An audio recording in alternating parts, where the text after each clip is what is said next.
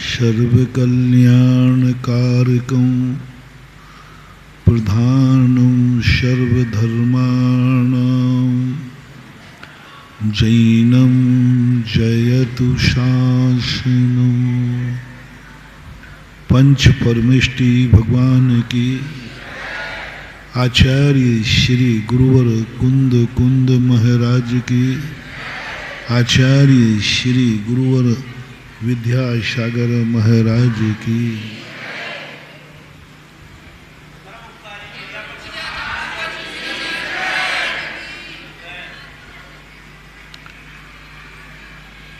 जो चीज समझने लायक है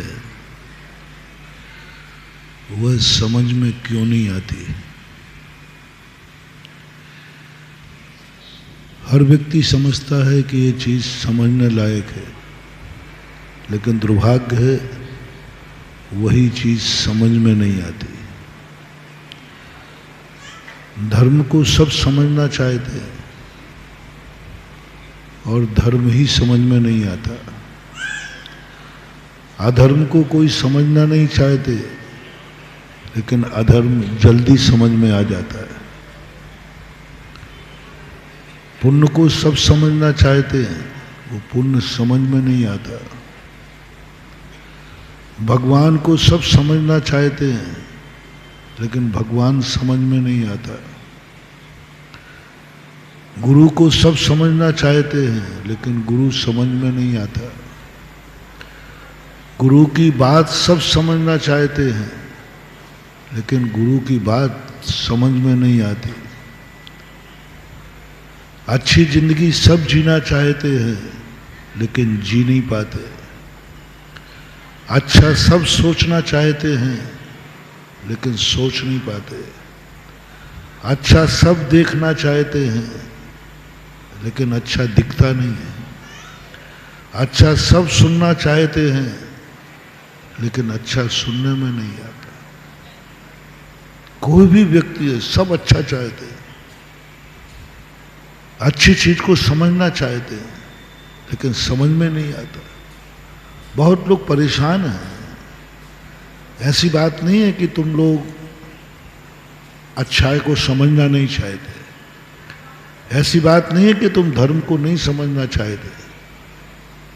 परेशानी यह नहीं है, परेशानी यह है कि वो समझ में आते ही नहीं। समझना चाहते हैं, लेकिन समझ में आते ही नहीं।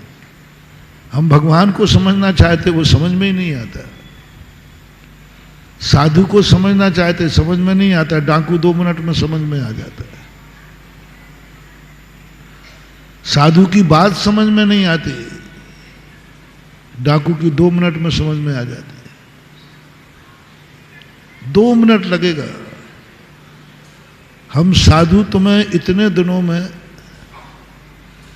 विगत साधु भी यहां आ चुके हैं और अनादि काल से भगवान भी प्रवचन दे चुके हैं तुम लोगों को, मैं ही नहीं, तो भी समझ में नहीं आता। एक डाकू की बात 2 मिनट में समझ में आ जाएगी। यदि अभी समाचार मिल जाए कि एक आतंकवादी आगरा में प्रवेश कर चुका है और वो किसी भी दुकान पर वारदात कर सकता है, छिपी टोला कितने जल्दी बंद हो जाएगा? हवा लगी है छिपी टोला के और हरि पर्वत बंद हो जाए। एक आतंकवादी, एक डाकू सारे बाजार में अपनी अशांति फैला सकता है। एक, जरूरी नहीं कि 100 साधु भी पूरे आगरा में शांति फैला पाए। अशांति कितने ने फैलाई? एक ने सारे आगरा को अशांत कर दिया। उसका लक्ष्य था अशांति पैदा करना, और साधु का लक्ष्य शांति पैदा करना। शायद 100 साधु भी सारे आगरा में शांति ना फैला पाए। 2 आतंकवादी पूरे प्लेन को हैंड्सअप करा देते। प्लेन में कितने लोग हैं? 250। आतंकवादी कितने हैं?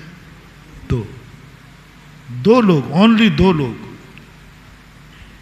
यानी 250 लोग 2 को काबू नहीं कर पाए, 2 ने 250 को काबू कर लिया। ताकत पापियों में ज्यादा है या धर्मात्माओं में? भाई 250 सज्जन है, धर्मात्मा है, सब कुछ है, वे 2 पापी है, 2 को 250 को हैंड्स अप कर दिया। कैसे होगा दुनिया का उद्धार? जब 2 पापी 250 को कर लेंगे तो 10-50 पापी हो जाए तो पूरा आगरा हैंड्स अप हो जाएगा। क्या है ये तमाशा? क्यों हो रहा है ऐसा? हम 250 ताकत क्यों नहीं कर पा रहे हैं? क्या करेंगे? 200 250 एक साथ खड़े हो जाए, पर तुम्हारे में ताकत नहीं है खड़े होने की। तुम्हारे में ताकत नहीं है खड़े होने की, उनमें 2 में ताकत है 250 को खड़े करने की। ये सब अपनी जिंदगी में, बाजार में ही नहीं, बाहर ही नहीं, अपनी खुद की जिंदगी में घटित हो रहा है। समझ में ही नहीं आ रहा है कि ताकत किस में है। 4 लोग रात्रि भोजन करने वाले मिलकर के तुम्हारा नियम तोड़वा सकते हैं, लेकिन तुम्हारे नियम में ताकत नहीं है कि उन लोगों को भी नियम दिला दें। कोई व्यक्ति किसी को भ्रष्ट करने में बहुत माहिर है, लेकिन बहुत कम है कि भ्रष्ट लोगों को हम रास्ते पर ला दें। ये भी एक बहुत बड़ी ताकत है, कला है। क्यों नहीं हो पा रहा है ऐसा? हम समझना चाहते हैं और समझ में नहीं आ रहा है। समझना चाहते, आप लोगों की बहुत रुचि है, महाराज मुझे समझाओ। मैं आत्मधर्म समझना चाहता हूं, मैं समय सार समझना चाहता हूं, जैन धर्म में जितनी बातें हैं सब समझना चाहता हूं, लेकिन करूं क्या महाराज? समझ में ही नहीं आता। आप इतनी बातें कहते हैं, सब अच्छी लगती हैं, लेकिन समझ में नहीं आती। आप इतना उपदेश दे रहे हैं, अच्छा लग रहा है, लेकिन समझ में नहीं आ रहा है। साहस नहीं कर पा रहा हूं कि महाराज जो कह रहे हैं वो कर लूं। ओहो, एक डाकू जो कहेगा वो कर लोगे? है? 2 में से एक का कहना मानना है। साधु जो कहे वो कर लो। महाराज हिम्मत नहीं है, हिम्मत नहीं है मेरी। आप 1 महीने से क्या क्या कह रहे हैं, तो मैंने गलत बोल रहा हूं? अरे नहीं, आप तो गलत बोलने का सवाल ही नहीं, आप सही बोल रहे हैं। और मुझे ऐसा करना चाहिए, मेरी जिंदगी ऐसी होना चाहिए, मेरा परिवार ऐसा होना चाहिए, मेरी समाज ऐसी होना चाहिए, हमारे 24 घंटे की जीवनचर्या ऐसी होनी चाहिए। ये भी आप कह रहे हो, लेकिन जब करने की बात आती महाराज जी हिम्मत नहीं है। हम कहते क्रोध नहीं करना, मान जाओ। बोले महाराज आप सही कह रहे हो, लेकिन छोड़ने की हिम्मत नहीं। क्यों? सबसे बड़ी भूल, सत्य जो नहीं जान रहा है वो उतना बड़ा मूर्ख नहीं है। जो सत्य को जानकर स्वीकार नहीं कर पा रहा है वो बहुत बड़ा मूर्ख है, बहुत बड़ा। हम उन भव्यों को उपदेश दे रहे हैं जो जानते हैं कि ये सही है, फिर भी समझ में नहीं आ रहा है। मैं पूछता हूं तुमसे, एक व्यक्ति, एक किसान था। किसान, उसको एक जंगल में अपने खेत में एक चमकता हुआ पत्थर मिला, उसने उठा लिया। उसने कहा अरे मेरे बेटे को काम आएगा, वो कंची पिल्ली खेलता है ना, उसके काम आएगा। उस पत्थर को उसने मात अपने बच्चे का एक खिलौना समझा, खिलौना समझा। मिल गया तो ठीक है, खिलौना ले लो। वो घर आकर बच्चे को दे दिया। बच्चा खुश हो गया, पापा बहुत चमकदार, के अंदर वो कंची पिल्ली खेलने लगा। उसी दिन एक वहां से एक जौहरी निकला, वो जौहरी भी आगरे का था, और पहला वाला किसान भी आगरे का था। अपन देखो भाई, दुनिया से माल हम बाहर से जब खरीदें जब वो हमारे नगर में नहीं मिलता हो, हम दूसरे का नाम क्यों कहें? क्योंकि हर क्वालिटी आगरा में है। कश्मीर से कन्याकुमारी तक भारत एक है, कहीं खोजने की जरूरत नहीं। मूर्ख चाहिए तो भी यहाँ है, ज्ञानी चाहिए तो भी यहाँ है, धर्मात्मा चाहिए तो भी है, पापी है तो चाहिए। ये मत समझना कि मैं आगरे का नाम ले रहा हूँ। पिछली बार चतुर्मास कहाँ था? ललितपुर, तो वहाँ ललितपुर के ही लेता था के ललितपुर के ही व्यक्ति हुआ, क्योंकि भारत सब एक है, सब क्वालिटी एक सी है, सब मिल जाएगा। और जो मैं नाम लेता हूँ ऐसी बात नहीं है कि वो क्वालिटी यहाँ नहीं होती हो, जरूर होगी। जब दुनिया में है तो यहाँ भी है, और यहाँ है तो दुनिया में भी है, फिर क्यों दूसरे के बाजार में जाए? अब हम कहें मैं वो किसान बम्बई का था, अब वो मैं कहूँ कि वो किसान फिरोजाबाद का था, क्यों भाई फिरोजाबाद का नाम क्यों लेने, क्या जरूरत पड़ी थी? अभी फिरोजाबाद कहेंगे महाराज जी आप बताओ फिरोजाबाद का आपने नाम क्यों लिया? क्या ऐसे लोग आगरा में नहीं है? तो मैं कहूँ है तो फिर वहीं बैठे थे तो वहीं का माल खरीदते ना यहाँ। तो अपन तो जहाँ जाते हैं वहीं का मार्केट देख लेते। हम सबकी कहानी है, हम सबकी कहानी है। वो रत्न को लाया, कोई मूल हम जानते ही नहीं है मूल, हमें तो एक चमकदार पत्थर दिखता है।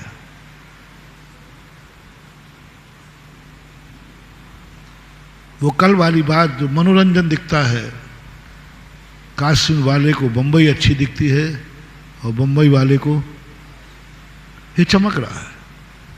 घर बैठने वाले को मंदिर अच्छा दिखता है, मंदिर में बैठने वाले को घर अच्छा दिखता है। दो दोस्त थे, एक नास्तिक था,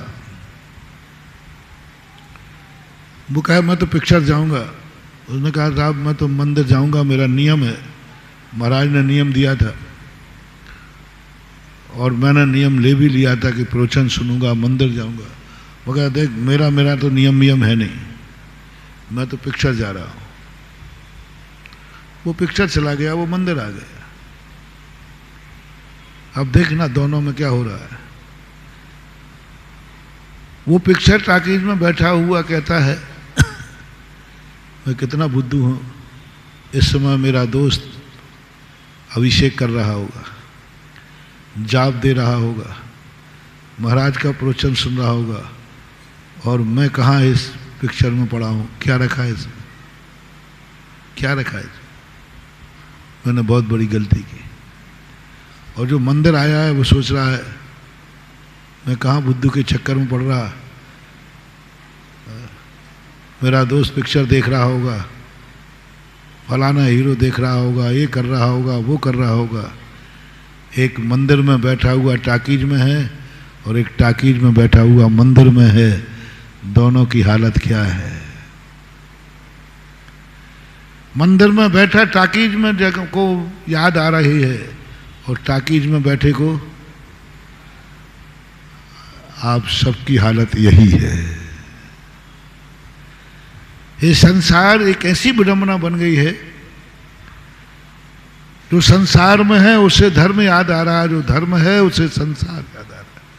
और ऐसी स्थिति यदि चलती रही तो ना हम पिक्चर देख पाएंगे और ना हम मंदिर का भी मजा ले पाएंगे, क्योंकि हम समझ ही नहीं पा रहे कि कश्मीर अच्छा है कि बंबई अच्छा है। हमने तो मात्र मनोरंजन का साधन बना लिया है कि कश्मीर रहते हुए बोर हो गया, चलो 2 महीने छुट्टी बंबई घूम के आए। बंबई में रहते हुए बोर हो गया है तो चलो मैं कश्मीर घूमाऊं। ऐसा ही यदि धर्म होता रहा तो हम कितनी भी अच्छाइयों के बीच में चले जाएं, हम कभी अच्छे नहीं बन पाएंगे, हम अच्छे नहीं बन पाएंगे। क्योंकि हम भयभीत हैं, हमें कुछ भी मतलब नहीं, हम मनोरंजन के लिए धर्म कर रहे हैं। चलो महाराज आए हैं, बैठाते हैं, बहुत दिन से बैठने नहीं गए, महाराज भी सोचेंगे कि देखो ये मेरा भगत होकर बैठ, पर्सन अर्सन सुनाई थी ना कहानी पर, तो बैठ, चलो भाई मंदिर हो जाए, 10 लाख क्षण परवा रहे हैं, लोग क्या कहेंगे, ये व्रतों में भी मंदिर नहीं जाता है, चलो चले चलते। होता है, किसान था वो, कुछ नहीं जानता। एक जौहरी वहां से गुजरा, उसने देखा अरे ये तो रत्न है, ये तो अनमोल है, ये तो करोड़ों का है, और ये तो बच्चा कंचा बिल्ली खेल रहा है। तो बच्चे के पास पहुंचा, बेटा मैं इतने सारी कंची देता हूं तुझे, ये कंची मुझे दे दे, देख एक दे देगा ना तो इतनी सारी कंची दूंगा तुझे। वो बेटा भी होशियार था, क्योंकि वो भी आगरा का था, तीनों ही आगरा के थे। देख इतनी कंची, तो उसका मन ललच गया, एक कंची में इतनी कंची आ रही है, दे दो। पर वो थोड़ा सा संस्कारित था, उन्होंने कहा भाई अंकल जी मैं नहीं दूंगा, क्योंकि ये मेरे पापा लाए थे, पापा से पूछ के दूंगा। तो उनका चल तेरे पापा के पास, तो उससे ही कहा पापा से कि भाई ये ले लो। बोले नहीं साहब, अब वो किसान भी कितना ही बुद्धू हो, लेकिन थोड़ी बहुत बुद्धि है, एक कंची के बदले इतनी कंची क्यों दे रहा है, इसका अर्थ है इस कंची में कुछ ना कुछ। बोले साहब इतने में तो नहीं दूंगा, आप तो मूल्य करो क्या है। तो उन्होंने कहा ठीक है 100 रुपये में ले ले। अब किसान का दिमाग ठनका, कोई कंची 100 रुपया में लेता है क्या। इसका अर्थ है कि होशियार जो व्याख्या करने वाले होते ना, वो स्वयं मूल्य नहीं रखते। वो पूछे आप कितने में लोगे ये बताओ, क्योंकि उसको तो कुछ पता ही नहीं। तो अपने आदत है कि जो ग्राहक मांगे, जो सेठ जी कहें उससे बड़ा। उसने कहा नहीं साहब ये तो आपको लेना हो तो 200 रुपये में दूंगा। यूं कर दिया, यूं जब तुमने 100 रखा है तो उसने क्या दिया, वो आगरा का बनिया था। उसने कहा नहीं साहब देखो 200 तो बहुत ज्यादा होते हैं, 150 ले ले। किसान ने कहा नहीं साहब 200 से कम में तो नहीं दूंगा। इसने कहा करेगा क्या, अभी हाल फिर देगा। तो वो चला गया। इतने में एक वहां से ओरिजिनल जौहरी आया, वो भी ओरिजिनल ही था। उसने देखा भैया ये क्या बात है, ये कंची कितने में दोगे आप। बोले आप कितने में लोगे। बोले मैं नहीं, तुम तो बताओ कितने में लोगे। बोले साहब 150 तो लग चुके हैं, 200 की हमने मांग की है। उसने कुछ नहीं कहा, 200 रुपया निकाले, कुछ नहीं ठहराया। बोले 200 में ये पकड़ो, एक बार मीटिंग में ये 200 रुपया पकड़ो। कंची ले ली और 50 रुपया उस बच्चे को और दे दिया, बेटा तू भी खा लेना। चला गया। अब वो जो 150 लगा के गया था बनिया, वो कौन सी मंडियां यहां बहुत हैं सैली, कौन सी नाई की मंडी कह दो कोई भी कह लो, बहुत दिन से वो नाम नहीं आया था। उसने कहा कि भैया आप वो देखो भाई 225 में देना है कि नहीं देना। बोले भाई साहब 200 दे के गया, 50 ऊपर दे के गया। अब वो कहता है मूर्ख तू ठगा गया किसान, वो तो कंची नहीं थी, रत्न था, रत्न था करोड़ों का, और तूने क्या कर दिया, वो ठग ले गया, कहां का था वो। किसान कहता भाई साहब मूर्ख तो आप है, मैं तो यही नहीं जानता था कि ये क्या है। कम से कम मैंने 250 तो कमा लिए, हमारी दृष्टि में तो कहाँ कर 250 तो कमा लिए। तुम तो मूर्ख हो जो 50 रुपए के कारण से करोड़ों की संपत्ति छोड़ दी। तुम तो जानते थे। बोलो इन दोनों में किसान मूर्ख है कि वो 150 रुपया लगाने वाला बनिया मूर्ख है, जो जानता था कि करोड़ों की कीमत का है, डायमंड है, मात्र 50 रुपए के लोभ में करोड़ों की संपत्ति खो दी। वो तो जानते ही नहीं था किसान, उसने तो 250 कमाए हैं। ये दशा ही सब पर ये दशा किस पर लागू हो रही है? जैनियों पर। अजैन तो जानते नहीं कि देव क्या है, वो तो जानते नहीं कि गुरु क्या है, वो तो जानते नहीं कि नमोकार मंत्र क्या है, वो तो जानते नहीं कि प्रवचन क्या है, वो तो जानते ही नहीं कि माला का क्या महत्व, वो तो कुछ नहीं जानते। वो तो जानते हैं कि सबके मंदिर हैं, ऐसे ये मंदिर है, सब एक से, सबके गुरु होते हैं, सबके मंत्र होते हैं, सब कुछ है। वो तो कुछ जानते ही नहीं। एक इंद्री से लेकर के असंगी पंचेंद्र तक कुछ नहीं जानते। वो तो ये भी नहीं जानते कि देव क्या है, कुगुरु क्या है, कुदेव क्या है, कुशास्त्र क्या, कुछ नहीं मतलब उनको, वो कुछ जानते ही नहीं। लेकिन संगी पंचेंद्रियों में वे लोगों की चर्चा नहीं कर रहा हूं जिनको आज तक कभी सच्चा देव मिला ही नहीं, मिला ही नहीं। राग सहित जग में रुलो, मिलो शरागी। आज तक अनादिकाल से उन्हें कभी सच्चा देव मिला नहीं, सच्चा देश नहीं मिला जहां सच्चे गुरु होते। 3 लोक में हर स्थान पर जन्मता रहा व्यक्ति, वहां जन्मा जहां देव ही नहीं, जहां धर्म ही नहीं है, जहां सज्जन ही नहीं है। 3 लोक में, एक इंद्रियों में जन्मता रहा, पूरे 3 लोग। वहां जन्म हुआ मलेच्छ खंड में, मनुष्य बने तो वहां देव है ही नहीं।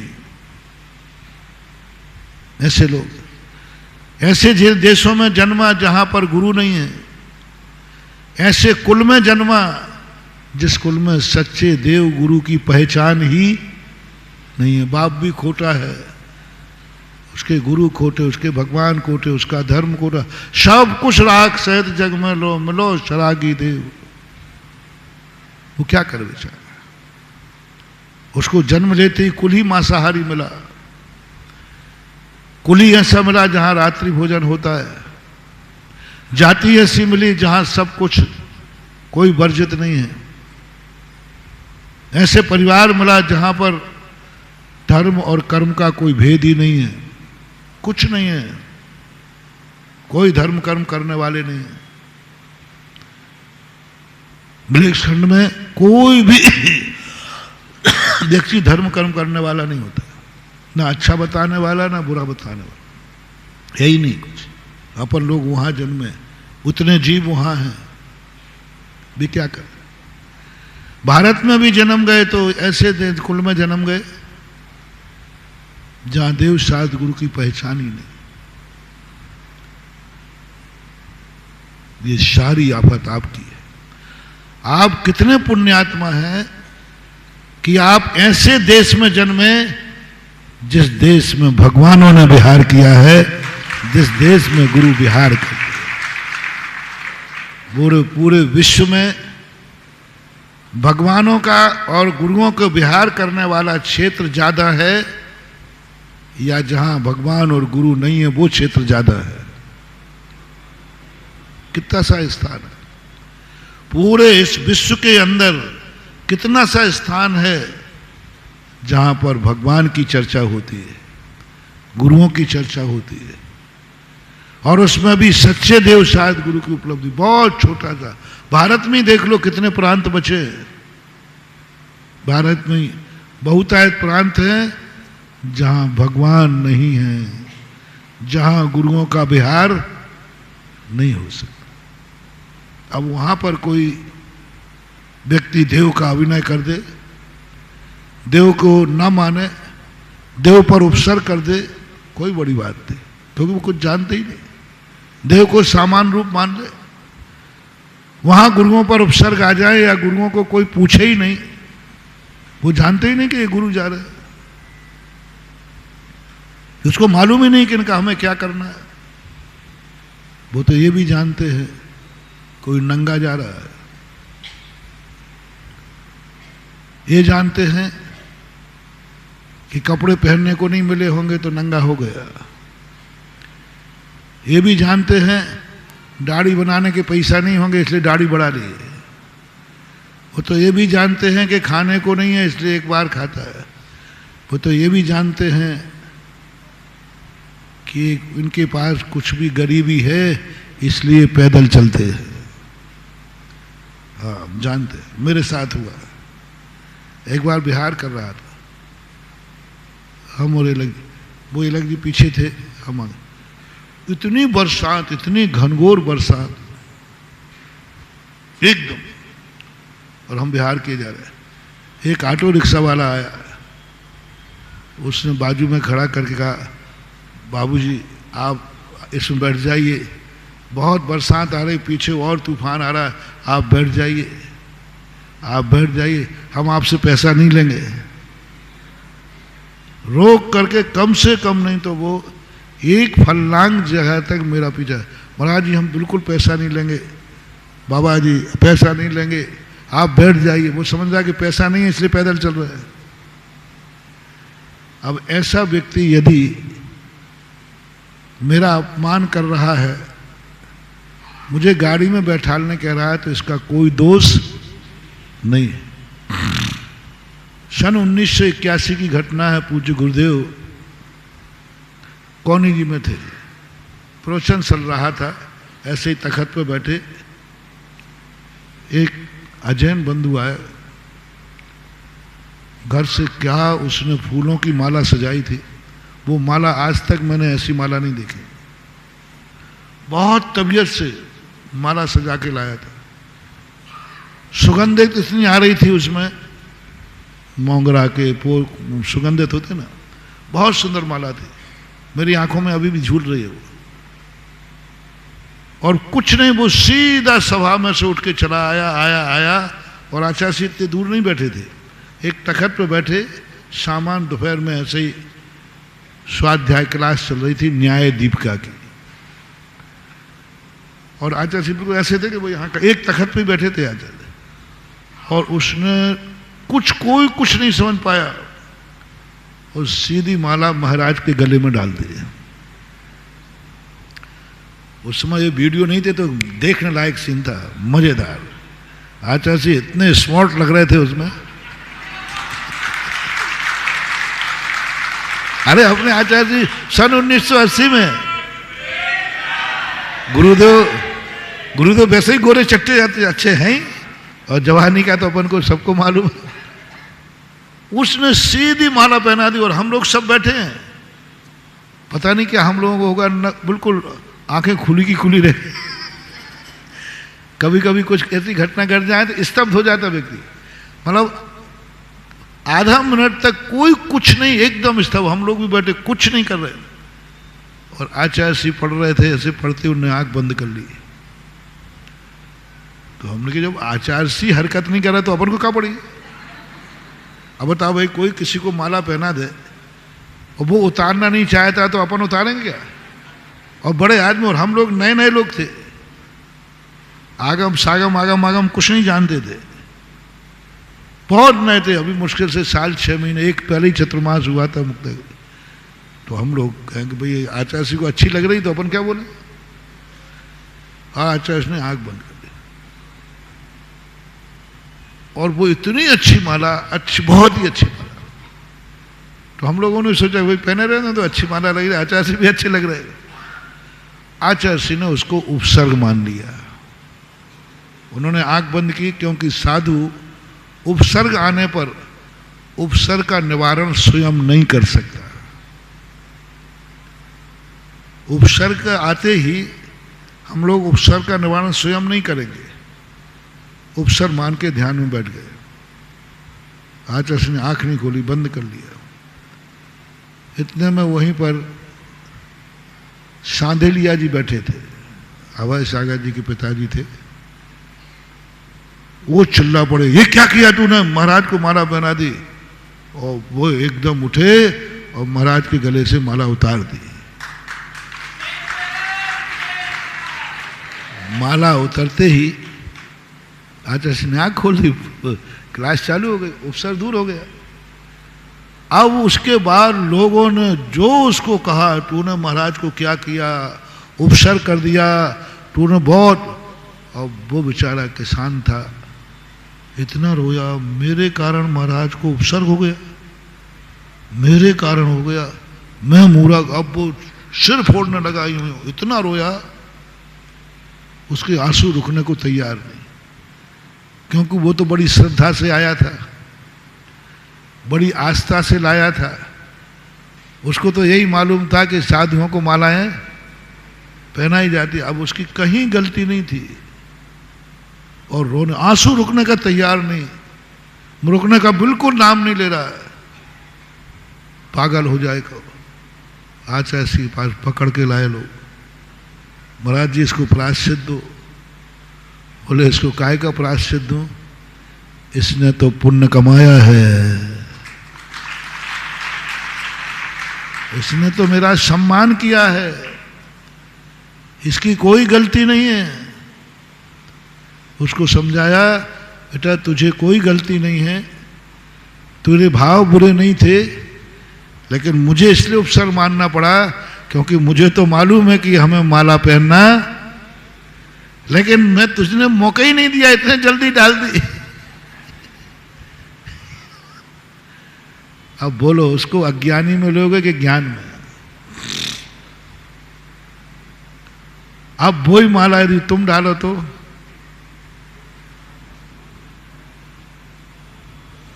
पूज्यवर ज्ञान सागर महाराज के साथ हुआ ये घटना। आप लोग भी चाहे तो जब अच्छी लग रही महाराज को तो हम और अच्छी माला लाएंगे। ज्ञान सागर महाराज सोनी जी की नसिया में बैठे हुए थे, एक विदेशी वहां दर्शन करने आते हैं नसिया को देखने, तो एक विदेशी खड़ा था, वो देख रहा था जो लोग आ रहे थे कुछ ना कुछ चढ़ा रहे थे आचार्य जी को, ज्ञान सागर महाराज जी को। कोई बादाम चढ़ा रहा था, कोई लौंग चढ़ा रहा था, कोई चावल चढ़ा रहा था, कोई नारियल चढ़ा रहा था, कोई पैसा भी रख चढ़ा रहा था। ये चढ़ते ही अपने सामने सामान। वो देखता रहा कि महाराज के पास जाने के लिए कुछ चढ़ाना पड़ता है और कोई एक चीज तो नहीं चढ़ रही, जिसके पास जो चीज है वो ही चढ़ा रहा है। कोई जेब में से निकाल के, कोई उसमें, उसके बैग में बोतल थी शराब की। और आचार्य महाराज पूज्य ज्ञान सागर महाराज वो लिखने में लगे हुए थे कुछ, तो सब चढ़ाते, किसी को आशीर्वाद नहीं दिया। सरसेठ भागचंद जी सोनी थे, उन्होंने उदक चंदन करके अर्घ चढ़ाया और वो बैठ गए, महाराज ने उनकी तरफ देखा भी नहीं। और विदेशी ने अपने में से निकाला और सीधा महाराज के सामने बोतल रख दी और नमस्कार किया। महाराज ने कलम रख करके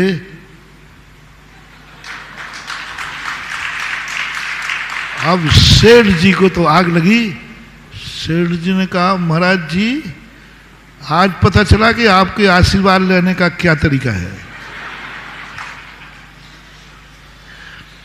हमने उदक चंदन कह के यार चढ़ाया, मैं 5 मिनट से बैठा हूं, आपने मेरी तरफ देखा नहीं, हाथ उठाया नहीं, इतने लोग चढ़ा गए, किसी को आपने हाथ नहीं उठाया, और इसने शराब चढ़ाई और आपने कलम रख करके यूं किया, तो लोग कल से हम भी कोई कम थोड़ी है।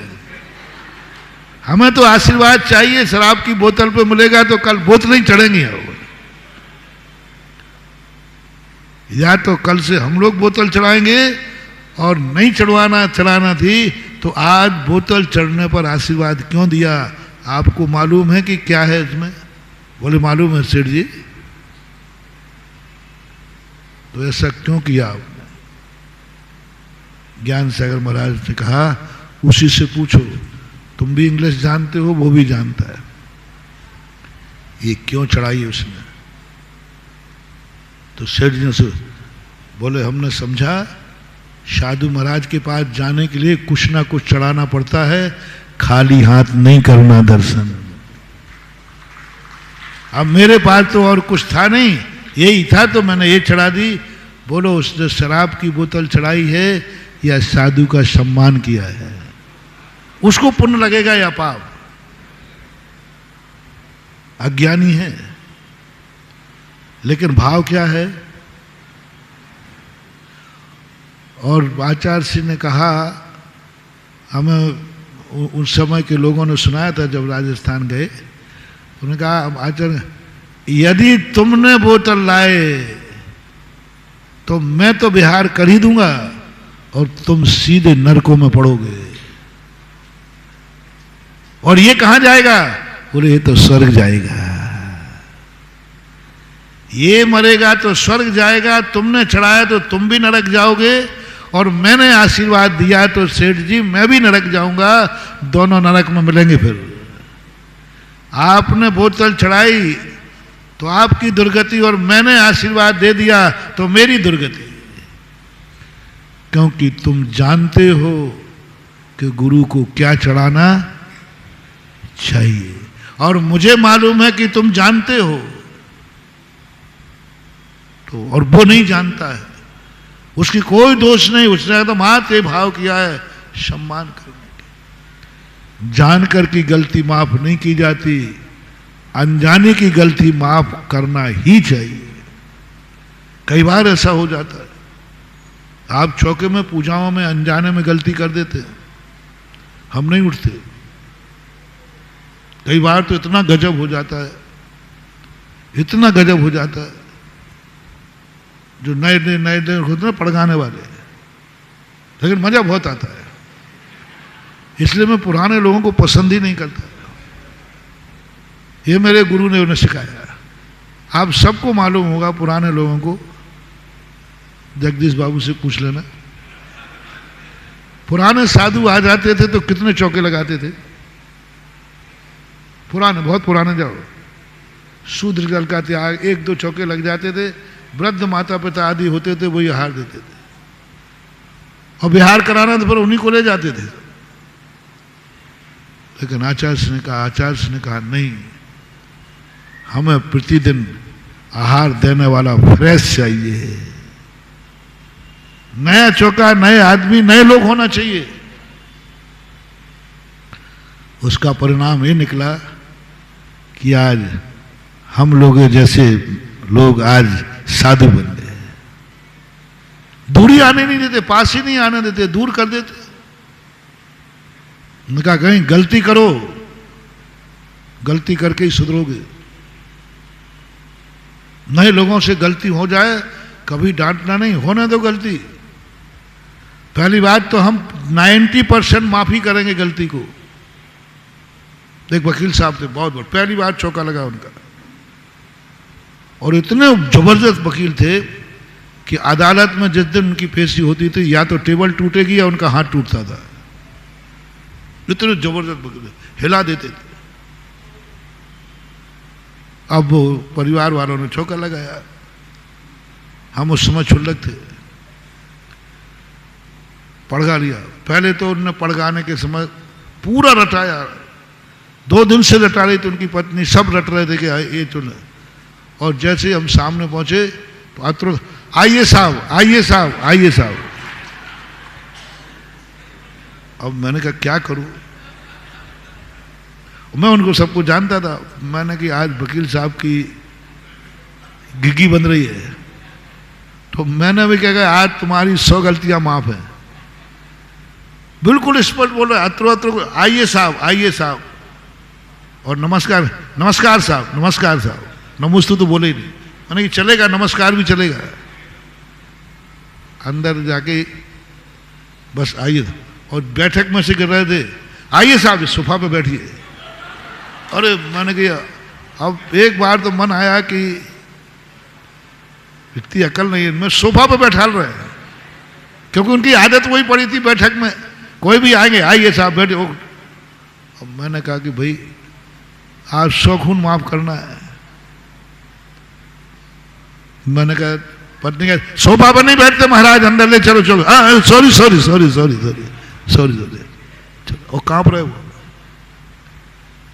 आहार देने की बारी आई, शुद्धि बोलो। तो पत्नी कहती है क्या तुम बुद्धू हो गए, कल से तो पढ़ा रहे हैं तुम्हारे लिए, लिख के दे दी, सुन लिया, होमवर्क सुन लिया। तो उसने कहा बोलो बोलो। बोले मुझे ऐसे पढ़ रहा जैसे छोटे बालक को रहते, बोलो मन शुद्धि, मन शुद्धि, काय शुद्धि, वचन शुद्धि, सब बाहर जल, ऐसे बोल गए। मैंने वकील साहब आज तुम्हें सब माफ है।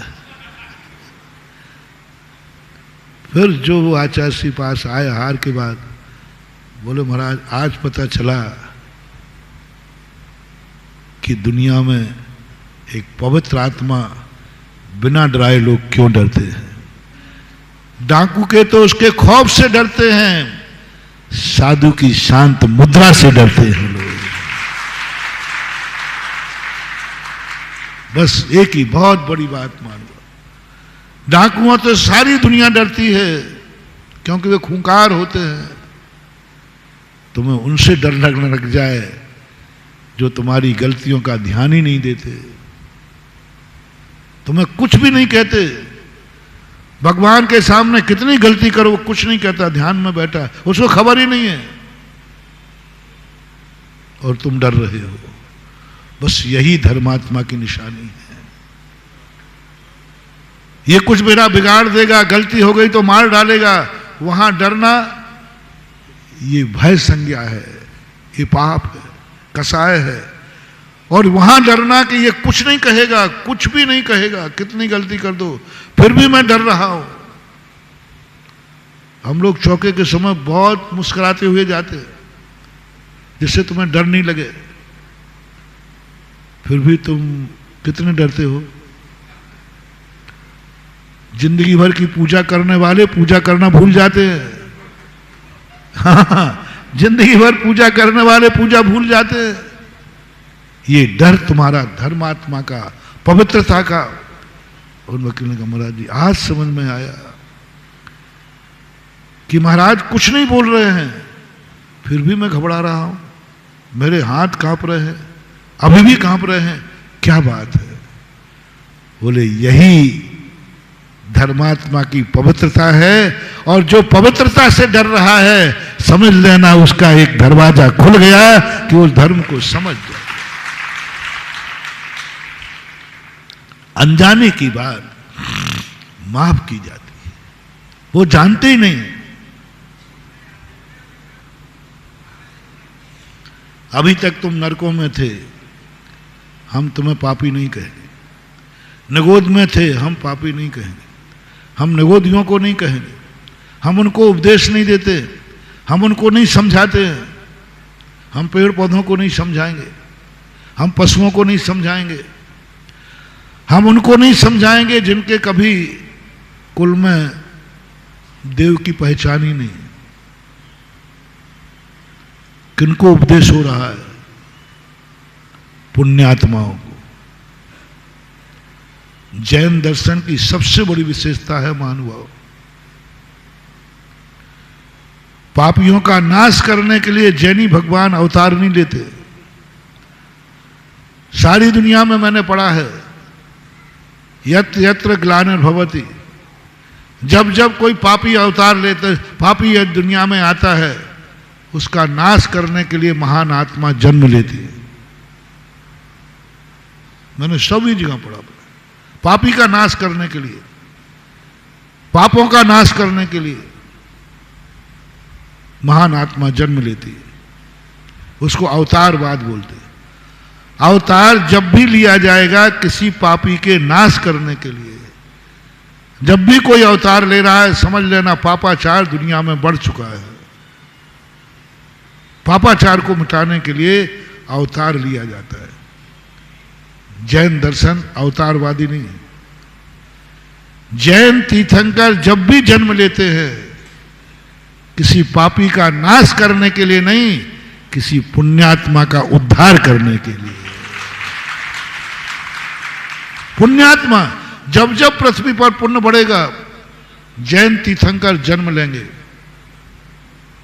जब जब पृथ्वी पर पाप बढ़ेगा, महान शक्तियां अवतरित होंगी, महान शक्तियों का अवतार होगा। समझ लेना पापाचार बढ़ गया है।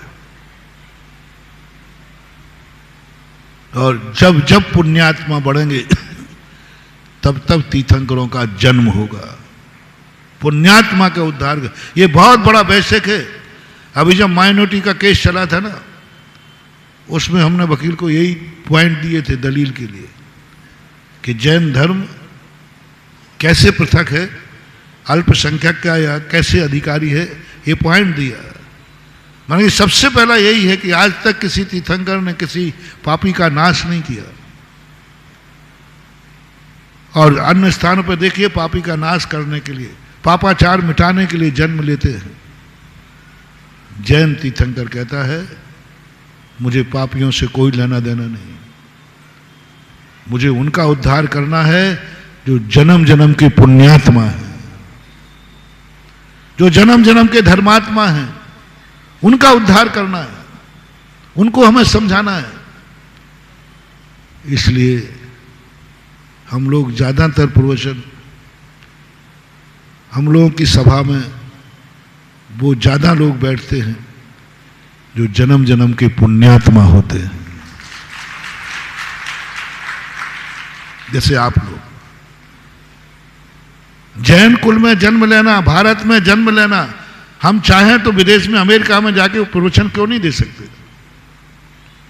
हम क्यों नहीं जाकर के दुनिया में जाके प्रवचन दे सकते? नहीं देंगे। महावीर ने कहा मत जाना, महावीर खुद नहीं गए। चलो हम तो इसलिए नहीं जा सकते हैं क्योंकि हमारे पास रिद्धि सिद्धि नहीं है। यान में जाना पड़ेगा, प्लेन में जाना पड़ेगा, चलो कोई बात नहीं। महावीर के पास तो चारण रिद्धिधारी थी। विश्व तो उस समय था, मिलेक्स खंड में जाकर के उपदेश क्यों नहीं दिया? कोई रिद्धिधारी मुनिराज अमेरिका क्यों नहीं गए? और महावीर स्वामी के जाने में कोई बाधा नहीं थी, आकाश से जाना था। कोई यान नहीं, कोई गाड़ी नहीं, उनके पास तो आकाशगामी शक्तियां थी। चारों रिद्धिधारी आकाश में, एक क्षण मात्र में आपका प्लेन तो अमेरिका 8-10 घंटे में पहुंचता होगा, और हमारे महाराज तो चुटकी बजाते पहुंचते। क्यों नहीं गए वहां पर? क्यों नहीं गए प्रवचन करने? क्योंकि वहां पापी लोग थे, मांसाहारी लोग थे, शराबी थे, कुल में जाति में खुल्लम खुल्ला मांसाहार है, खुल्लम खुल्ला शराब है। उनका उद्धार करना कानूनन अपराध है। जेली को दीक्षा देना कानूनन अपराध है। यदि कोई जेल में भर्ती है जिसको सजा बोली हुई है और उसको बैराग हो जाए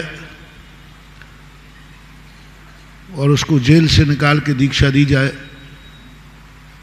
या जेल में दीक्षा दी जाए, बोलो ये अपराध की कोटि में आएगा कि कानून की कोटि में? जेल में है, अभी सजा पूरी हुई नहीं और वो साधु बनना चाह रहा है, कानून छूट दे देगा? नहीं देगा। ये जो ऐसे देशों में जन्मे हैं इनको महाराज उपदेश देने नहीं जाएंगे, क्योंकि इस कर्म के द्वारा सजा घोषित हो चुकी है। कर्म ने सजा घोषित की। इनको ऐसे देश में जन्म दो जहां भगवान नहीं जा सके, जहां गुरुओं का वास ना हो, जहां धर्म ना हो, जहां शाकाहार ना हो, जहां हिंसा ना हो, जहां जियो और जीने दो के सिद्धांत कभी पढ़े नहीं गए हों, ऐसे देश में जाकर के महावीर का प्रवचन नहीं होगा, क्योंकि वे कर्म के द्वारा सजा घोषित हो चुकी है। अब कहां उपदेश दें? जहां पुण्यात्मा जीव रहते हैं, भारत में रहने वालों, भारत में भी उन कुलों में रहने वालों को, उनमें भी वो जैनी लोगों को जो जन्म जन्म के पुण्यात्मा है। हमें आप लोगों का उद्धार करने के लिए आगरा आया हूं, पापियों का नहीं। जिनके कुल में कभी देव का नाम नहीं लिया गया उनको नहीं, जिनके कुल जानते ही नहीं कि देव क्या चीज है, मालूम ही नहीं। वो कहते देव होते, सभी होते, अच्छे बुरे का ज्ञान ही नहीं उनको। उनको कल्याण नहीं, जिनको गुरु को पता नहीं है गुरु का स्वरूप क्या है, जिनके बाप दादों ने कभी गुरु बताया नहीं गुरु कैसे होते हैं, तुमने कभी सुना ही नहीं, जाना ही नहीं, तुम्हारे बाप दादों को भी पता नहीं है कि गुरु क्या स्वरूप है। गुरु शब्द सुना है, गुरु का स्वरूप नहीं सुना। ऐसे लोगों का हम उद्धार नहीं करेंगे। ऐसे लोग उद्धार करने के लिए आते भी है तो हम लोग टाल देते। ऐसे कितने लोग आते हैं जिनके कुल में जिनेन्द्र देव को नहीं मानते, जानते ही नहीं, गुरु को नहीं जानते, नमोकार मंत्र नहीं जानते। ऐसे कोई लोग यदि हमारे पास आते, महाराज जी मेरे से आहार ले लीजिए, महाराज जी मुझे बताइए, मैं पहले टालूंगा, बचने का प्रयास करूंगा, खतरा है, धर्म परिवर्तन का आरोप लग सकता है, क्योंकि इसके बाप को ही पता नहीं कि देव क्या होता है, इसकी कुल और जाति को पता नहीं कि गुरु क्या होते हैं, इसके वंश में कभी नहीं आया कि नमोकार मंत्र क्या होता है। अब यदि मैं उसको देव का गुरु स्वरूप बताऊं, गुरु का स्वरूप बताऊं, जैनी बनाऊं, हो सकता है उस बेटे का बाप क्लेम कर सकता है मेरे बेटे को धर्म परिवर्तन कराया गया। हो सकता है कि नहीं, बोलो। यदि एक बेटा है और वो मेरे पास आ गया, महाराज जी मुझे जैन बनाओ, मुझे जिनेन्द्र देव का परिचय सुनाओ, मुझे गुरु की परिभाषा बताओ, सब कर रहा है और उसका परिवार नहीं करता, उसकी कुल जाति नहीं करती। वो क्लेम कर सकते हैं मेरे बेटे को भड़का करके इन्होंने, और यदि वो नाबालिग हुआ तो केस चल जाएगा। आपने उसको नमोकार मंत्र क्यों सिखाया? वो नाबालिग था, उसके पिताजी ने रिपोर्ट दर्ज कराई है कि इन्होंने धर्म परिवर्तन करा रहे हैं जैन साधु। अपराध की कोटि में आ जाएगा, अपराध की कोटि में आ जाएगा। बालक होगा तो बालक भी जब भी छूट पाएगा जब वो कह देवे कि इन्होंने बुलाया नहीं है मैं अपनी, तो बरी हो पाओगे। यदि उसने कह दिया कि नहीं इन्होंने मुझे सिखाया, आज स्कूल में हम जैन धर्म की किताब नहीं पढ़ा पाते, धर्म की कोई जैन स्कूल है, जैन स्कूल है, हम जैन धर्म की किताब नहीं पढ़ा सकते धर्म के नाम पर। क्यों? उसमें सातों जात पढ़ते हैं। आपने स्कूल खोला है कि अपना धर्म परिवर्तन कराने के लिए, जैनी बनाने के लिए खोला है। कितने स्कूल हैं जैनियों के, उनमें जैन धर्म का एक पीरियड नहीं है। अपने जो एमडी कॉलेज है ना, इसमें एक पीरियड जैन धर्म का चला लो प्रदीप जी, जैन धर्म के नाम से चलाऊंगा, मान्यता कैंसिल हो जाएगी। क्योंकि उसमें जैनी अकेले पढ़ रहे हैं कि सभी पढ़ रहे हैं, तो सामने वाला कहेगा कि हमारा भी चलाओ, हमारा भी चलाइए, हमारा बच्चा भी पढ़ रहा है, हमारा पढ़ रहा है। कानून ने नियम बना दिया, किसी धर्म की क्लास किसी भी जहां सातों जाति के लोग पढ़ते हैं वहां धर्म की क्लास चलाओगे तो मान्यता, क्योंकि आप शिक्षा के माध्यम से धर्म परिवर्तन करा रहे हैं। हम नहीं कर सकते, हम बचने का प्रयास करेंगे। हम कहें भैया अभी टाइम नहीं है, मैं आपसे हार। कितने लोग आते हैं, महाराज जी आप जो कहो सब कर लूंगा, मेरे से हार ले लो ना, ले लो हार, जो कहो वो कि मैं जिंदगी भर एक आसन करूंगा, 48 मिनट का छना पानी पीऊंगा। ये लोग तो बड़ी छना पीते हैं जिनसे आप ले रहे हो ना, जिनके हार दे रहा है ना, तो 90% बिना छना पानी पीते हैं। 99 कह दूं तो कोई बड़ी बात नहीं है, क्योंकि जितनी ये बोतलें हैं, जितने वो कैन हैं, ये सब छने छना है कि बिना छने? सब पीते हो। वो कहता महाराज जी मैं नियम ले रहा हूं कि 48 मिनट का छना पानी पीऊंगा, अब तो हार ले लो। तो मैंने कहा भैया बिना छने वाले से ले लूंगा, तुमसे नहीं ले पाऊंगा। रात्रि भोजन त्याग रहा, आलू त्याग रहा, जो कहो सब करने को त्याग है। भैया मैं नहीं कर सकूंगा, मैं नहीं ले सकूंगा। अभी शिविर आ रहा है शिविर आ रहा है, बहुत बड़ा शिविर है, और मुझे तो आगरा का लगता है कि कहो सबसे ऐतिहासिक शिविर हो जाए।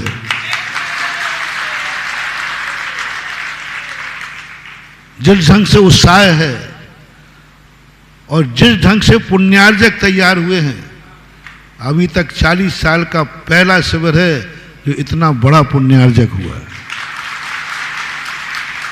हर नगर में अभी सस्ता का शिविर था और आगरा का सबसे महंगा चतुर्मास महंगा शिविर। यहां हर चीज महंगी है।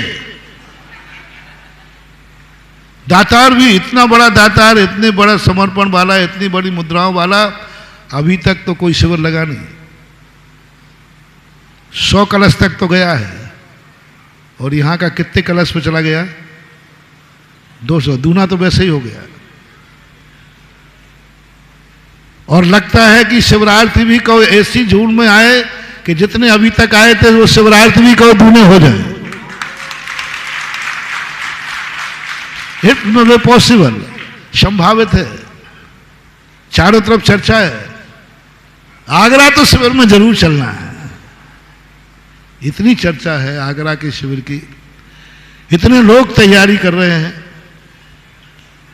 इतनी तैयारी कि कुछ अजैन लोग भी मेरे पास आ गए। महाराज मैं भी शिविर में भर्ती होना चाहिए, आपके पूरे नियम फॉलो करूंगा, जीवन भर में पालन करूंगा, बस एक बार आप शिविर में बैठने की अनुमति दे दीजिए। जैनियों से अच्छा पालूंगा मैं। मुझे कहना पड़ा भैया आई एम सॉरी प्लीज, नहीं दे पाऊंगा, नहीं दे पाऊंगा, भर्ती नहीं कर पाऊंगा। क्योंकि देखना, क्योंकि तुम जितना जैन धर्म को मानने को उत्साहित हो, क्या तुम्हारे पिताजी वो तो नहीं मानते, तुम्हारी माँ जी वो तो नहीं मानते, तुम्हारा भाई वो तो नहीं मानता, तुम्हारे बच्चे वो तो नहीं मानते, तुम्हारे रिश्तेदार वो तो नहीं मानते। माने कि बस यही संकट है, घर में 100 लोग नहीं मान रहे हैं, तुम मान रहे हो। कल के दिन मीटिंग हुई तो वो प्रस्ताव पास होगा और कोर्ट में जाएगा। हमारे परिवार के व्यक्ति को इन्होंने जैनी बनाया,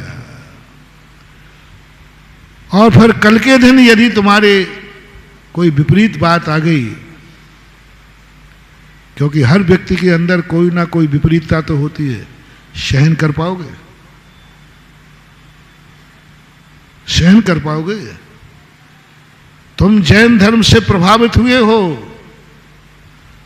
अभी तुम दूसरे धर्म से जानकारी नहीं। कांजी से पूज्यवर शांति सागर महाराज, अपने बड़े शांति सागर चक्रवर्ती, गिरनार की यात्रा करके लौट रहे थे। कांजी उन्हें 1 किलोमीटर लेने गया। जैन मित्र में समाचार छपा था, मैंने खुद वो पेपर पढ़ा है। लौट रहे थे, कांजी लेने गया तो महाराज चले गए। महाराज बैठ गए वहां पर एक चबूतरे के पास में। कांजी बोलता है, बोले महाराज आपके साथ, हमारे साथ आपका भी प्रवचन होगा, हमारे साथ आपका भी प्रवचन होगा। और थोड़ा सीखना, अब मैं बोल रहा हूं मेरे साथ आचार्य का भी प्रवचन होगा, मेरे साथ। और खुलासा करूं, आप लोग कहते पापा मेरे साथ रह रहे हैं, आजकल का फैशन बन गया है, मम्मी पापा मेरे साथ रह रहे हैं।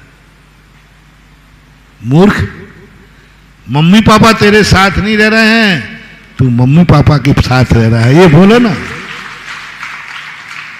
सभ्यता है मैं माँ बाप के साथ रहता हूं, ये असभ्यता है कि मम्मी पापा मेरे साथ। संग में मैं कहूं आचार्य जी मेरे साथ रहते, बोलो ना, या ये कहूं कि आचार्य जी के साथ। आज फैशन चल गई कि नहीं है, हर छोकरे बोलते मम्मी पापा मेरे साथ रह रहे हैं। कि कभी भूल करके नहीं बोलना, सदा ये बोलना कि मैं माँ बाप के साथ रह रहा। कभी ये नहीं बोलना, आप लोगों की बड़ी बहुत गंदी आदतें बढ़ गई हैं, क्या करें। महाराज की यात्रा कराओगे, मैंने फलाने महाराज का बिहार कराया है। मैं जब सिख गिरनार जी जा रहा था तो लोगों में महाराज जी हमने फलाने महाराज को गिरनार की यात्रा कराई, हमारे गांव वालों ने फलाने महाराज को यात्रा कराई। हाँ, बड़ा गर्व से कहते फलाने महाराज की यात्रा कराई। मैंने कहा भैया मैं यात्रा पे हुई नहीं, यानी तुम मेरे बाप हो, मैं तुम्हारा बेटा हूं, तब तो हमारी यात्रा कराई। महाराज की यात्रा कराई तुमने। कभी भूल करके पाप मत कर लेना। क्या बोलना, थोड़ा सा पलट दो, मैंने महाराज के साथ गिरनार की यात्रा की,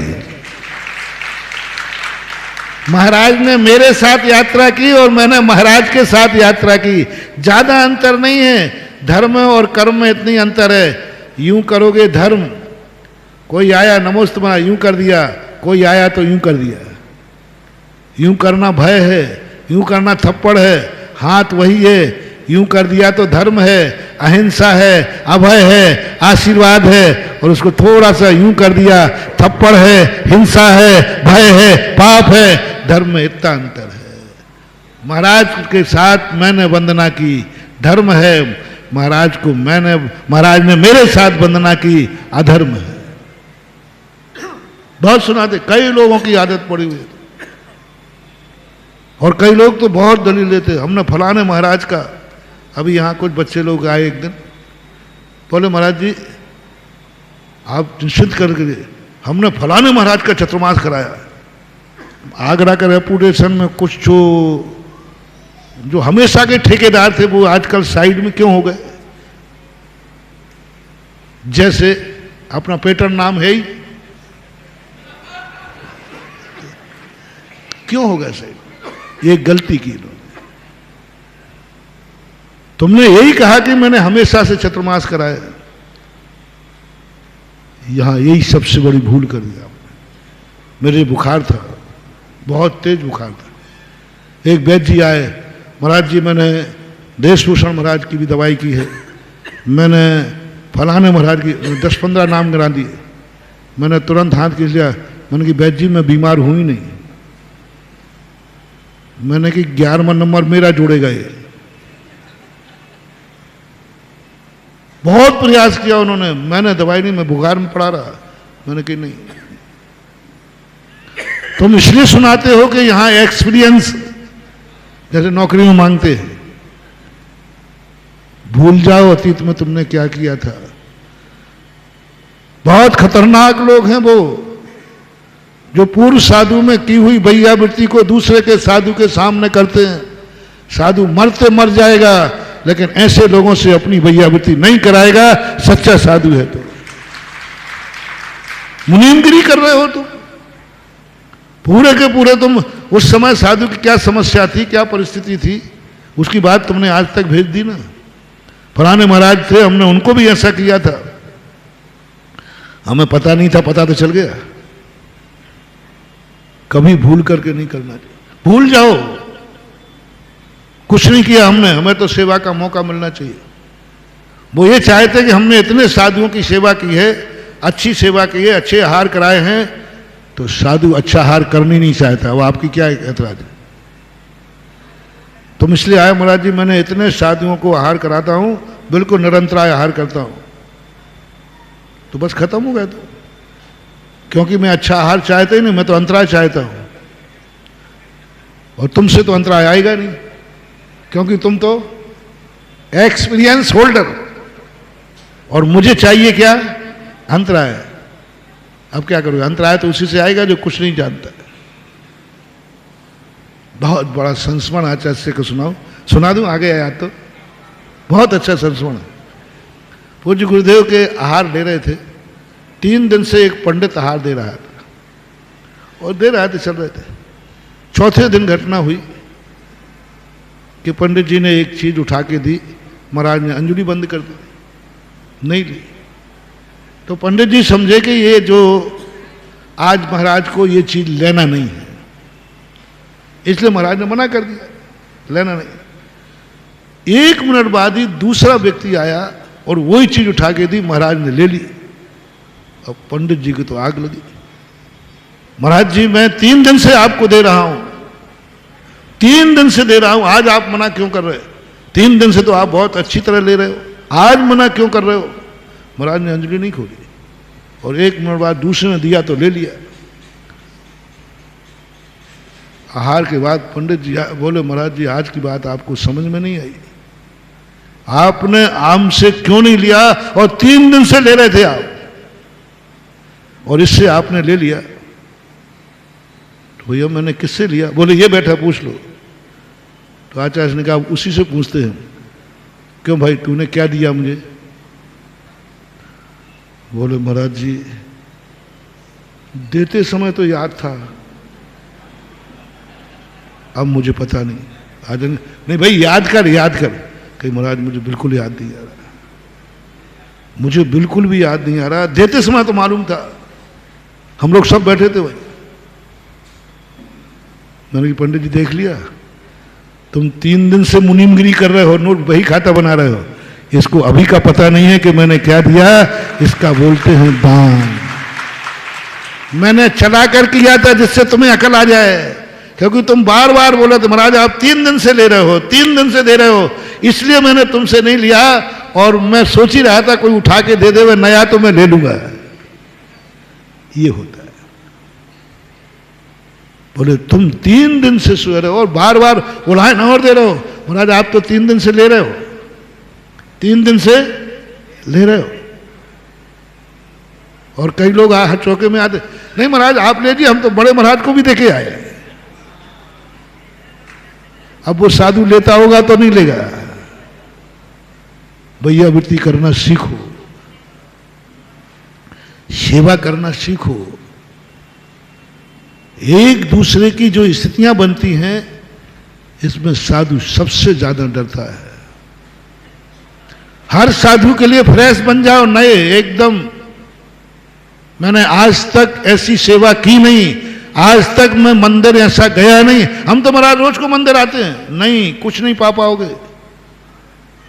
तुम्हारे मन में मंदिर आते समय आना चाहिए, आज तक मैं कभी मंदिर आया नहीं भगवान, आज तक मैंने तुम्हें ऐसा देखा नहीं जो मैं आज देख रहा हूं, समझ लेना दर्शन पूरा हो गया। यही भगवान तो हैं जिनके मैं रोज को दर्शन करता हूं। रूढ़ी कोई मजा नहीं आने वाला। और तुम्हें आ गया भगवान, आज तक मैंने ऐसा नहीं देखा, आज तक मैंने ऐसी पूजा नहीं की। समझ लेना तुम्हारी विशुद्धि अनंत गुणी बढ़ गई। आज तक मैंने ऐसी माला नहीं फेरी, आज तक मैंने ऐसी सामायिक नहीं की, आज तक मैंने साधु की सेवा नहीं की।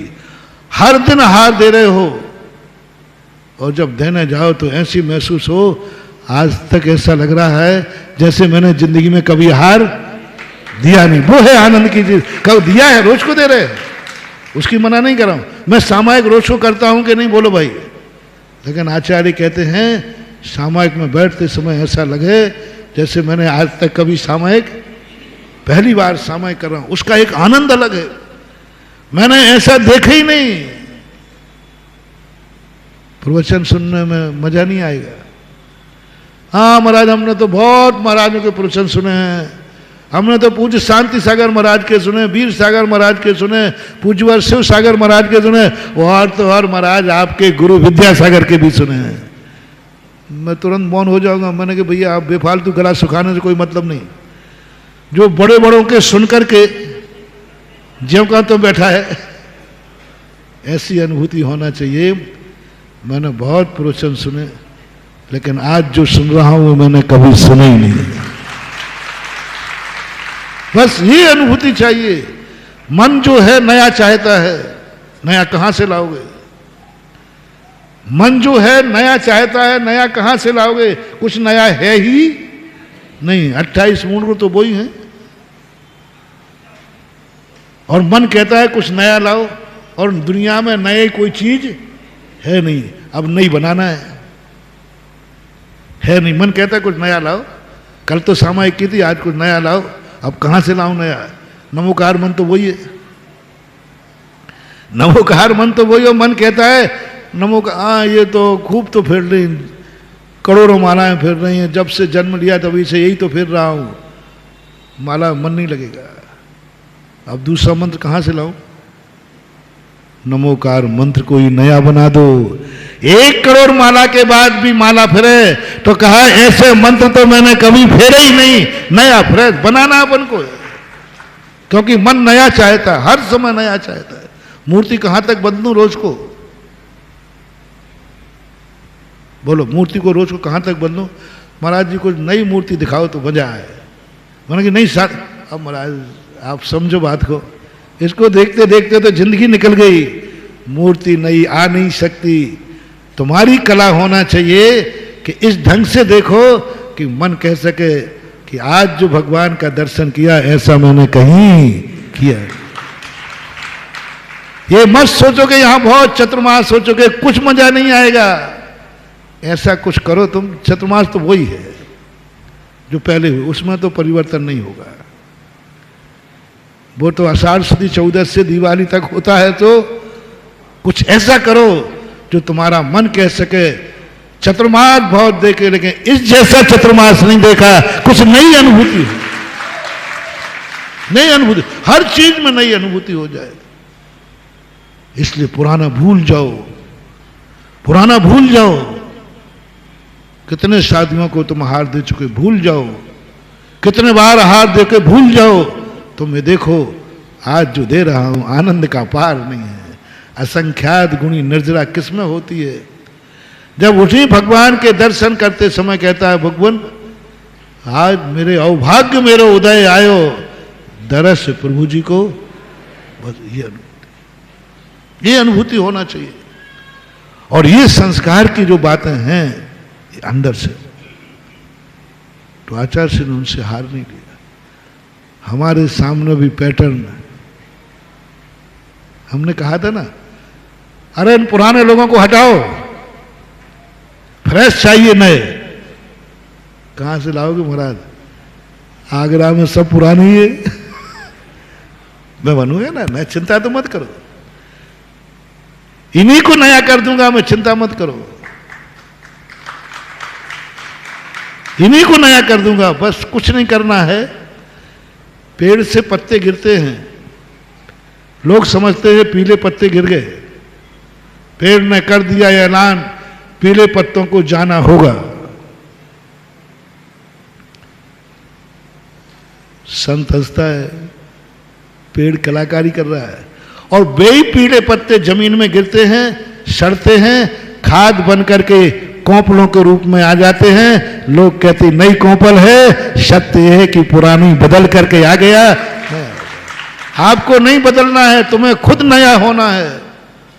और नया होने का अर्थ है भूल जाओ मैंने किसी का चतुर्मास कराया है, भूल जाओ मैंने कभी नमोकार मंत्र की माला फेरी है।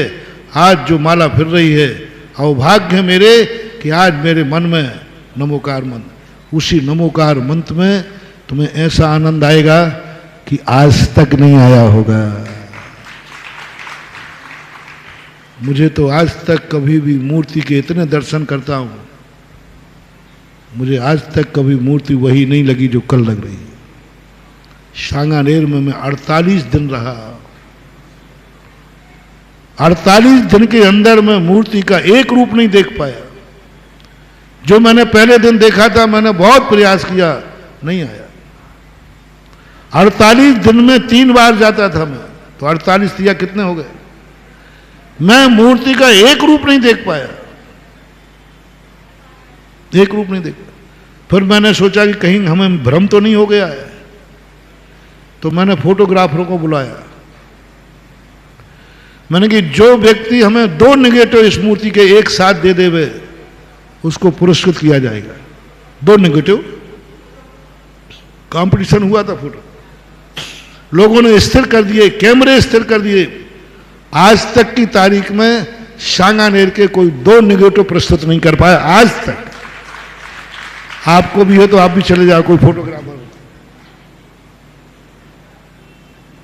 2 नेगेटिव चाहिए एक साथ, दोनों एक से हो। आज तक कोई एक समान 2 नेगेटिव नहीं बना पाया। उस दिन मैंने समझ लिया कि मेरी दृष्टि में भ्रम नहीं है, मेरी दृष्टि में भी भगवान प्रतिदिन नए रूप में प्रस्तुत होना चाहिए। यह कला मूर्ति को तो नहीं बदला जाएगा, ये कला अपने ज्ञान में होना चाहिए, अपने ज्ञान में परिणत होना चाहिए कि नहीं, मूर्ति तो वही रहेगी लेकिन मैं प्रतिदिन कुछ ऐसा करूंगा कि मूर्ति नई दिख जाए। ये कला तुम्हारे अंदर आना चाहिए। तुम वही पुरानी लकीर के फकीर बने हो सोते हुए, और मालूम चौके में अंतराय किन से आते हैं? ये जो घिसे पिटे लोग होते हैं ना, जो प्रतिदिन जाते हैं, ये ओवर कॉन्फिडेंस में होते हैं, जरूर अंतराय जाता है। और वो जो कांपते हुए देते हैं वही वकील साहब, आइए साहब सोफा पे बैठिए साहब, कांपते कांपते देते हैं, उनके हाथ से अंतराय नहीं आते क्योंकि उनकी विशुद्धि होती है। वो नया मान के कर रहे हैं, अवभाग्य मान के कर रहे हैं, ये होता है। तो हमारी स्थितियां जो बना रहे थे अपन, समय आपका हो रहा, पुण्यात्मा का कल्याण कैसे करें, वो व्यक्ति चाह रहा है लेकिन मैं शिविर में भर्ती नहीं। अभी आए 5-7 लोग आए, महाराज जी आपके शिविर की महिमा सुनी है, जो आप कहोगे जिंदगी भर के लिए। 2-3 लोगों ने तो ये भी कह दिया कि महाराज मैं आजीवन नियम लूंगा जो लूंगा। मैंने कहीं नहीं दे पाऊंगा, नहीं दे पाऊंगा, क्योंकि आपको संस्कार ही नहीं कि सच्चा देव कौन, सच्चा साथ। आपको पहले प्रैक्टिस करना पड़ेगी, पहले आपको एनओसी लेना पड़ेगी अपने पिता से, अपने भाई से, अपनी जाति से, कहीं वो धर्म परिवर्तन का आरोप न लगा दे। और आप लोगों के लिए इसलिए ये शिविर किनको लग रहा है? जो जन्म जन्म के पुण्यात्मा हैं, जिनके बाप भी जैनी हैं, जिनके दादा भी जैनी हैं, जिनकी जाति जैनी है, जिसमें सदा जनेम देव की जय जयकार बोलते आए हो। मैंने पहले ही कहा, जैन साधु, जैन तीर्थंकर पापियों का नाश करने के लिए दुनिया में नहीं आते हैं, पुण्यात्माओं का उद्धार करने के लिए जन्म लेते हैं। पापियों के नाश करने के लिए नहीं। पुण्यात्मा कौन है? कोई ना कोई पुण्यात्मा है, तभी तुम्हारे नगर में साधु पापियों के कारण यहां नहीं आया है। कोई ना कोई आगरा का पुण्य है जिसको आचार्य सिंह ने आदेश देकर के बोल दिया, पुण्यात्मा। अन्यथा हो ही नहीं सकता। साधु का मन कभी पापी का कितने ही पाप कर ले, उसको तारने का मन कभी साधु का होगा ही नहीं। पापियों को तारने का मन नहीं होता, नारकियों को तारने का मन नहीं होता, पापियों को तारने का। दिगंबर जैन साधु, दिगंबर जैन तीर्थंकर किसी को तारने की बात कर रहा है। कितनी गिड़गिड़ाए, कितनी रोबे, कितनी कष्टों में रहे, यदि उसके पाप कर्म का उदय है तो साधु उसको तारने का भाव नहीं करेगा। साधु की दृष्टि किसी पे जाई गई है, समझ लेना कोई ना कोई पुण्य का उदय इसका आया है, तभी साधु ने इस तरफ देखा है। जरूर कोई होनहार भली है, भगी भागन बस गे बशाए, ध्वनि भय सोनी विभ्रा। ये प्रवचन पापियों के पाप से नहीं हो रहे हैं, पुण्यात्मा के पुण्य से हो रहे हैं। भगी भागन बस जोगी बसाए, कोई ना कोई भाग्य का उदय है, तभी साधु ने बोलने का मन बनाया है।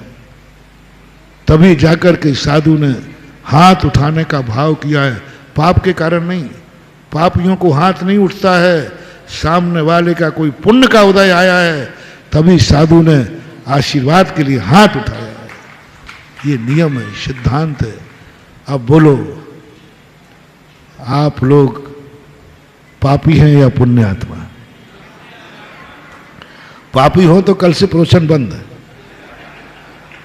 और पुण्यात्मा हो तो 1.5 घंटे के स्थान पर 1.25 घंटे।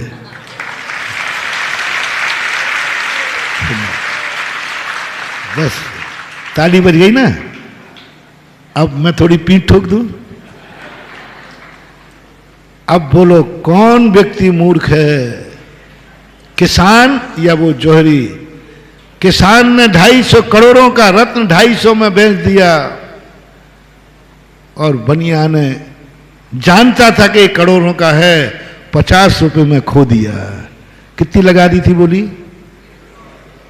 वो कितने में दे रहा था, कितने में खो दिया? और किसान ने करोड़ों का माल 250 में दे दिया। दोनों में मूर्ख कौन है और ज्ञानी कौन है? पहला वाला मूर्ख नहीं है। तो पहले वाले तो वो हैं जिनके कुल में, जाति में जिनेंद्र को जानते ही नहीं, मानते ही नहीं।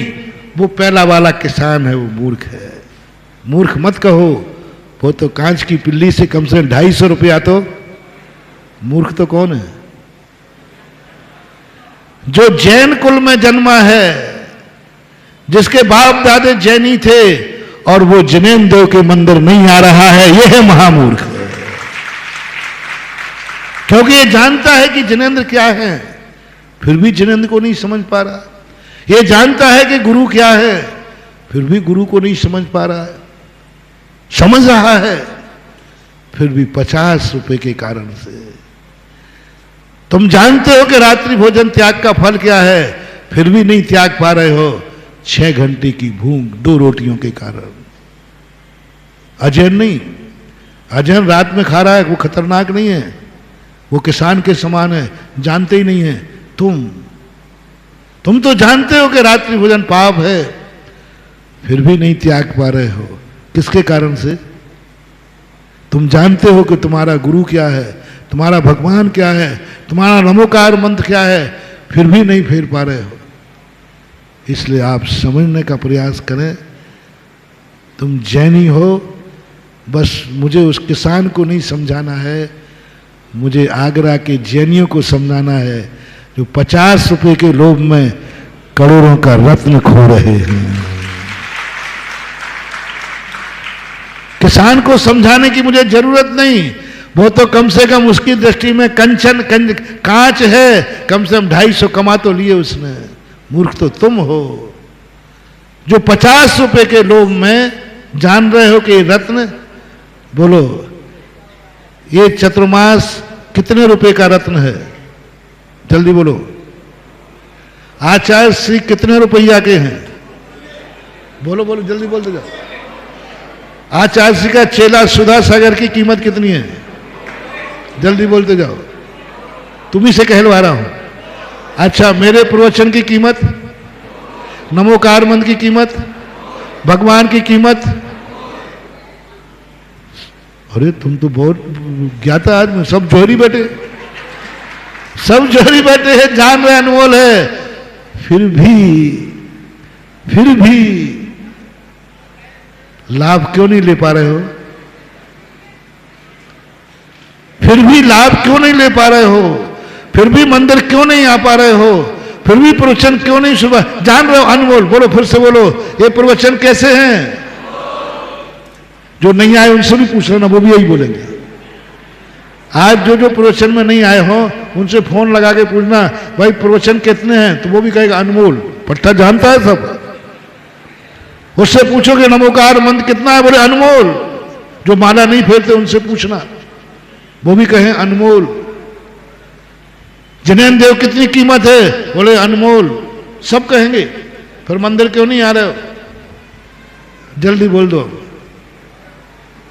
वो 50 रुपए का मामला महाराज, तुम 200 मांग रहे हो और हम 150 में चाहते हैं। ओहो, तुम 200 मांग रहे हो और बनिया क्या चाह रहा है, और जान रहा है कि ये अनमोल है। 50 रुपए के लोभ में मत छोड़ो रे अनमोल रत्न। ये कसाय, ये मोह, ये राग द्वेष, ये संसार के लोभों की कीमत मात्र 50 रुपया है। जितने भी अंदर कहसाय हैं, अहंकार है, इन सब की ज्यादा जिंदगी कीमत नहीं है, बहुत कम कीमत है। 50 रुपए हैं, बस ये लोभ छोड़ दो। और जैसे उसने 200 रुपया कहे तुरंत जेब में से निकाल करके दे दो।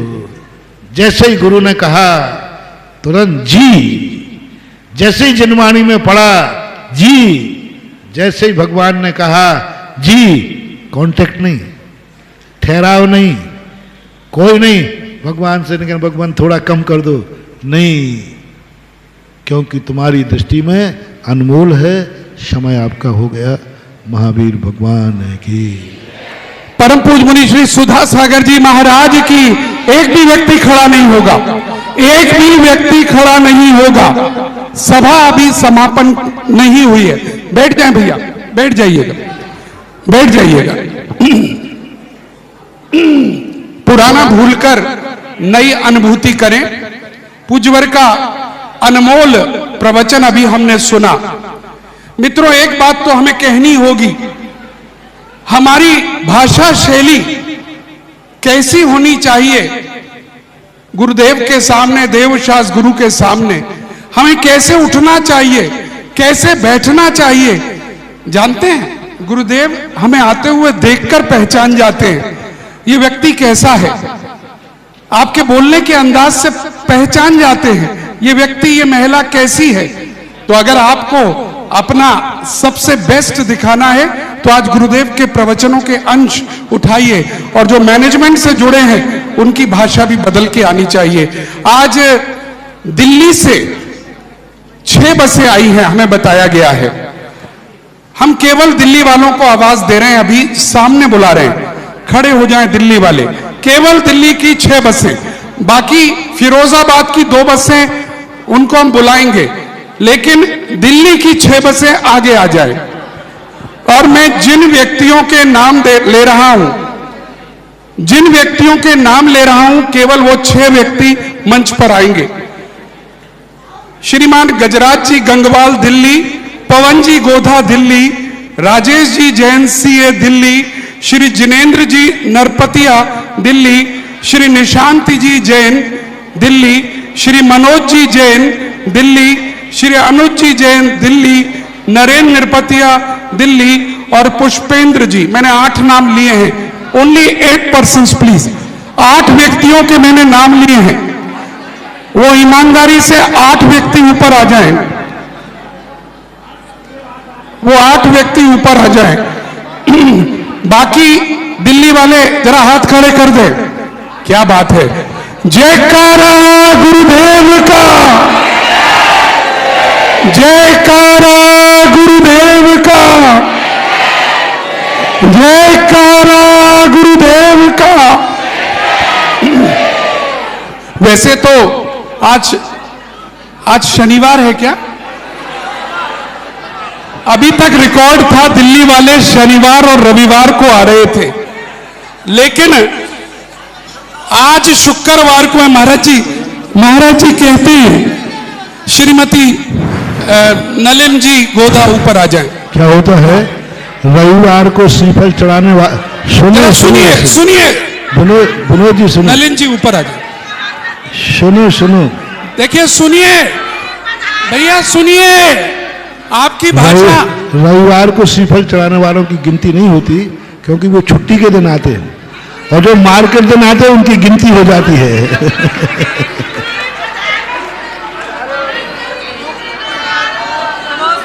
चलिएगा। उदक चंदन तंदुल पुष्प के चरु सुदीप सुधूल फलार्घ के धवल मंगल गाने रवाकुल जिन ग्रहे मुनिराज माम्य अच्छा दिल्ली वालों, आपकी बात कह रहा हूं, सुन लेना। ओम रीम श्री सुधा सागर जी महाराज दिल्ली इस चातुर्मास के बाद शीघ्र पधारे, इसी भावना के साथ अर्घम निर्विपामिति। दिल्ली वालों जो मंच पर हैं, अब चढ़ा दिया, आप पीछे पहुंच जाओ, सब पीछे पहुंच जाओ, सारे लोग पीछे पहुंच जाओ, सारे लोग पहुंच जाओ। अच्छा आप दिल्ली वालों जरा थोड़ा साइड में हो जाओ। बहन जी चढ़ गया, साइड में, औरों को बुलाऊंगा मैं, आप हट जाएं, आप हट जाएं, औरों को बुलाऊंगा, औरों को बुलाऊंगा। फिरोजाबाद, फिरोजाबाद किधर है? आइए फिरोजाबाद। दिल्ली वाले प्लीज, दिल्ली वाले प्लीज, आपने चढ़ा दिया, चढ़ा दिया, आइएगा। हाँ फिरोजाबाद वाले आगे, ऊपर कोई नहीं आएगा, ऊपर कोई नहीं आएगा। हाँ जो आए हुए हैं बस उनके अलावा कोई नहीं। और चलिए अर्घ, चलिए बोलिए। आचार्य की निर्मल सरिता में अब गावन करने आया हूँ, मेरा सारा दुख दर्द हरो यह अर्घ बेटने लाया हूँ। हे तपो मूर्ति हे आराधक, हे योगीश्वर हे महासन, हे अरुण कामना देख सके युग युग तक आगामी बसन। ओम जी 104 विद्यासागर मुनिंद्राय अनर्घ पद प्राप्त अर्घम निर्वामती स्वाहा। अच्छा भैया मुझे कहा गया है 2 बसें सिरसागंज से भी हैं, जरा हाथ उठा दे, कहाँ हैं? क्या बात है, दिल्ली वालों में काउंट कर लेते हम आपको। चलिएगा अब सब मिलकर पूज्य श्री का अर्घ्य चढ़ा रहे हैं, हाथ जोड़ लें, श्रीफल बनाने हाथों का, श्रीफल हो तो ठीक, ना हो तो भी हाथ के श्रीफल बना लीजिएगा। हाँ अरे द्रव्य हाथों में है। चलिएगा आचार्य श्री मुनि श्री का अर्घ्य। सुधा सागर दयालु मुझको जीवन दान दो, सर उठा कर चल सकूं ऐसा मुझे सद्ज्ञान। आ सकूं तेरे निकट ऐसा सरल सोपान दो, शीघ्र तर जाऊं भवोदर यह मुझे वरदान दो। नाम मेरी जपता रहूं जीवन तराने के लिए, भेंट में कुछ भी नहीं लाया चढ़ाने के लिए। ओम रा परम पूजन निर्यापक श्रवण मुनि पुंगव श्री सुधा सागर मुनीन्द्राय अनर्घ पद प्राप्ते अर्घम निर्वामते।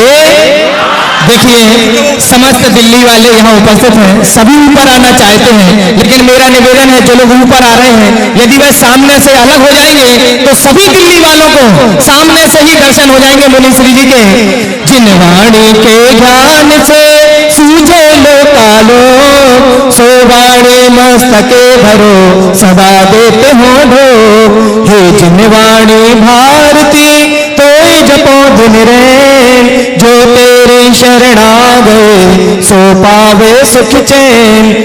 देव भजो अरिहंत को गुरु से वो निर्ग्रंथ, दया धर्म पालो सदा यही मोक्ष का पंथ। समस्त महान भाव 9 बार नमोकार मंत्र पढ़ ले।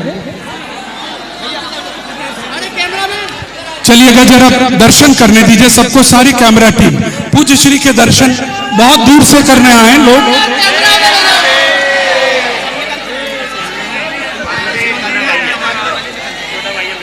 जयकारा।